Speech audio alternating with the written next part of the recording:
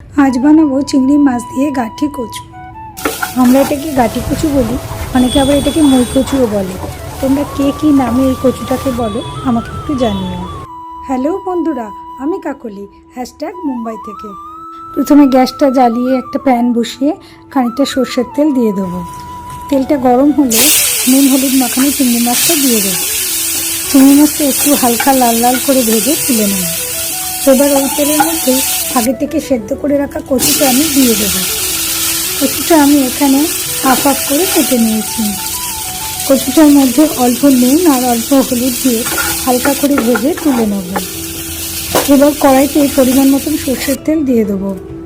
তেলটা গরম হলে ওর মধ্যে তেজপাতা আর শুকনো লঙ্কা ফোড়ন দিয়ে দেবো, আর খানিকটা গোটা জিরে দিয়ে দেবো, আর অল্প হিং দিয়ে দেবো। ফোড়নটা নেড়ে ছেড়ে ওর মধ্যে পেঁয়াজ কুচিটা দিয়ে দেবো। এখানে একটা গোটা পেঁয়াজ কুচি করে কাটা আছে। পেঁয়াজটা একটু লাল লাল করে ভেজে ওর মধ্যে আদা রসুন আর কাঁচা লঙ্কার পেস্টটা দিয়ে দেবো। এখানে আমার 1 ইঞ্চি মতন আদা, 4-5টা রসুনের কোয়া আর 2টো কাঁচা লঙ্কা একসাথে শিলে বেটে নেওয়া আছে।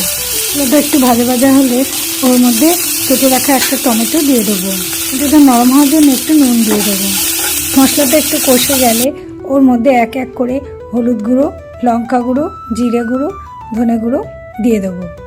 আর মশলাটা যাতে পুড়ে না যায় একটু জল দিয়ে দেবো। এবার সবটা ভালো করে কষিয়ে নেব। মশলাটা কষে গেলে ওর মধ্যে ভেজে রাখা চিংড়ি মাছটা দিয়ে দেবো।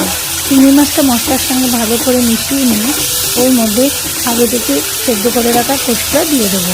এবার কচুটা মশলার সঙ্গে মিশিয়ে নিয়ে পরিমাণ মতন জল দিয়ে দেবো। তো যতটা গ্রেভি রাখতে চাও সেই মতন জল দেবে। এবার সব কিছু ভালো করে মিশিয়ে নিয়ে একটা ঢাকনা দিয়ে ঢেকে দেবো। 2 মিনিট পর ফুটে উঠলে ঢাকনাটা খুলে ওর মধ্যে এক এক করে জিরে ভাজা গুঁড়ো দিয়ে দেবো, আর খুব অল্প পরিমাণে একটু গরম মশলার গুঁড়ো দিয়ে দেবো, আর 1 চামচ ঘি দিয়ে দেবো, আর অল্প ধনেপাতা কুচি ছড়িয়ে দেবো। আর তোমরা চাইলে একটু কাঁচা লঙ্কা চেরাও দিতে পারো। আমি মিষ্টিটা আগে দিতে ভুলে গেছিলাম, তাই স্বাদের জন্য 1/2 চামচ চিনি দিয়ে দেবো। এবার সব ভালো করে মিশিয়ে নিয়ে গ্যাসটা বন্ধ করে দেবো, আর ঢাকনা দিয়ে ঢেকে 1-2 মিনিট স্ট্যান্ডিং টাইমে রেখে দেবো।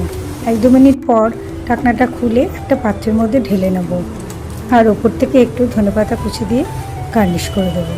রেডি হয়ে গেল চিংড়ি মাছ দিয়ে গাঠি কচু। এবার আর কি, গরম গরম ভাতের সঙ্গে খেয়ে নাও।